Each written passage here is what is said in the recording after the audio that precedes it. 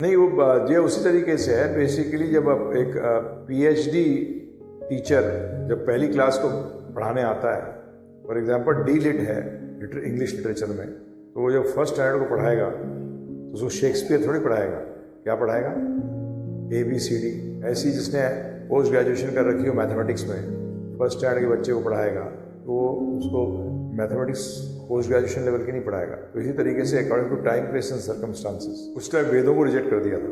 फिर इसीलिए वो भगवान उस टाइम आए कि वेदों के नाम पे उन्होंने क्या कर रहे थे, वो जीव हत्या। जीव हत्या सबसे बड़ा डेटरेंट होता है प्रभु जी स्पिरिचुअल अंडरस्टैंडिंग। वो नॉन वायलेंस, अहिंसा भी एक बहुत इंपॉर्टेंट बड़ा नंबर 1 प्रिंसिपल है आध्यात्म का।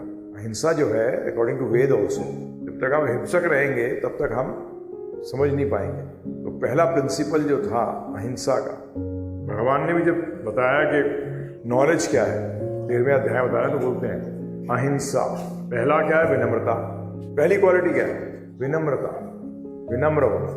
फिर आती है दमहीनता और फिर अहिंसा। It is a initial quality, बहुत इंपॉर्टेंट है। और उस टाइम लोग वेदों का सहारा लेके, क्योंकि वेदों में तो तमो रजो सतो शुद्ध सतो चारों प्रकार के मेंटेलिटी के लोगों का ज्ञान है, तो इसलिए उस टाइम लोएस्ट लेवल को लेके उसको यूज कर रहे थे।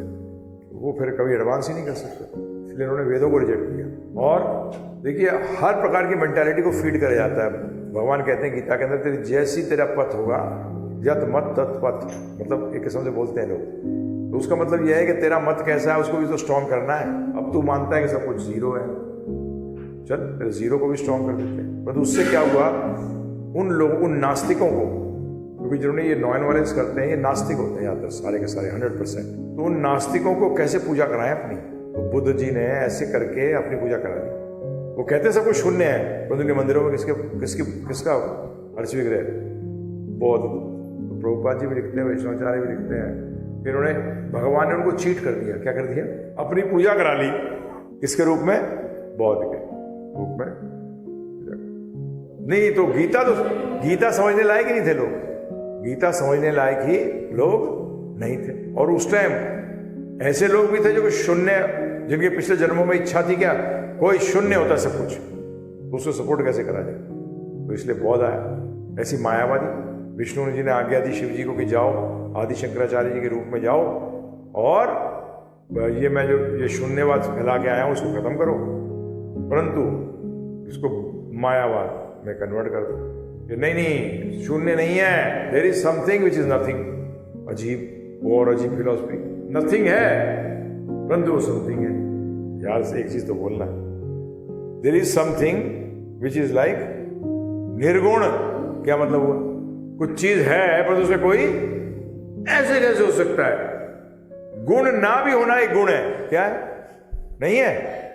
गुण ना भी होना एक गुण है।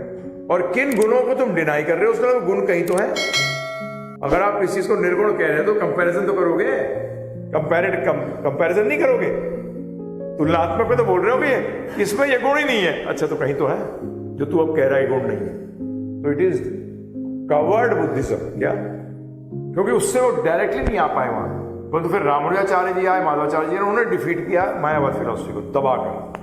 तभी there were too strong. North India में तो प्रभु जी हम लोग तो पता लगा बेपैंदी के लोग थे। साउथ में जब क्लियर डिमार्केशन है एकदम, जो मायावादी वैष्णवाइट्स, मायावादी को शंकराइट्स कहते हैं, उनको शिव जी की उपासना करते हैं। वो तो शिव जी की भी इसलिए कि शिव जी उनकी कोई अर्च विग्रह नहीं है, लिंग रूप में है, बस खत्म, और कुछ नहीं है, वो सब जेनरेटिव प्रिंसिपल है बस, ये इसलिए है।